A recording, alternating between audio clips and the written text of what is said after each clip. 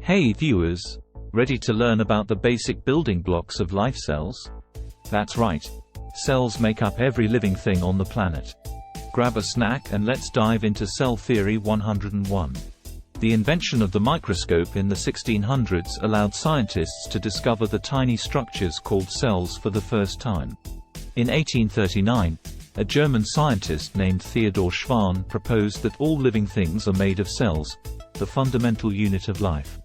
Schwann built on the work of other scientists like Robert Hooke, who first coined the term cell, and Matthias Schleiden, who concluded that plants are made of cells. Cell theory was then established, stating that all organisms are made of one or more cells. The cell is the basic unit of life, and new cells come from existing cells. We now know cells come in mind-blowing diversity of shapes and sizes. Some are simple single-celled organisms, like bacteria. Others are specialized cells that group together to form complex multicellular life, like humans, which have over 200 different cell types. Every cell has certain structures in common. It's surrounded by a membrane, contains genetic material like DNA, and has the ability to metabolize and reproduce.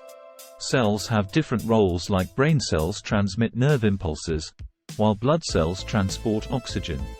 The discovery of cells completely changed the fields of biology and medicine. Understanding how cells work gave us insights into genetics, inheritance, and all life processes. Today, research on things like stem cells continues to unlock revolutionary new knowledge. So the next time you look at any living organism, from your pet dog to the trees outside, remember it's made up of intricate cells working together to create life.